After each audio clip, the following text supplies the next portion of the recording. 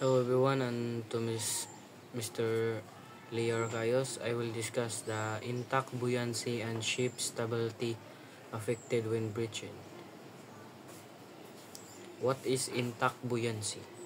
Intact buoyancy refers to the total upward force exerted by water on a ship's submerged hull, keeping it afloat.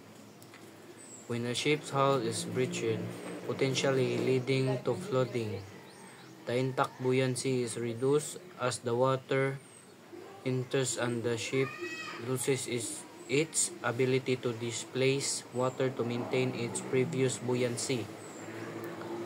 This loss of buoyancy can significantly affect the ship's stability, potentially causing it sink, capsize, or plunge, go down by the bow or stern.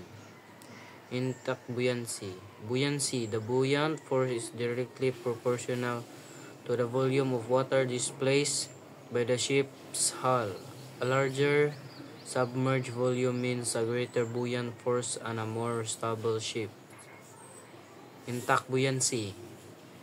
In an intact, undamaged ship, all watertight compartments contribute to the total buoyancy.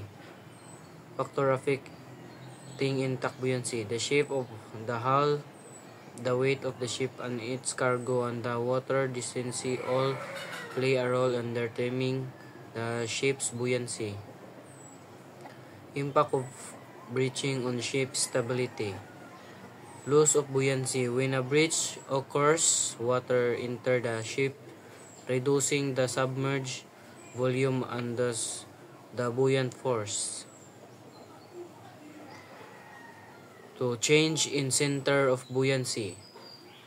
The center of buoyancy, the point where the buoyant force acts, will shift as water enters compartments. Reduce buoyancy. Reduce stability. The loss of buoyancy and the ship in the center of buoyancy can make the ships less stable.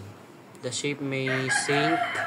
If the total buoyancy is not enough to support the ship's weight, it will sink.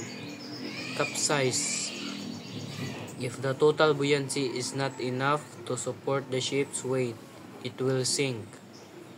Plunge. If the longitudinal stability is inadequate, the ship may go down by the bow of stern. Compartmentation. Dividing the ship into water-weight compartments help to contain damage and preserve stability. Reserve of buoyancy. This refers to the extra buoyancy that a ship has beyond what is needed to float in an undamaged condition.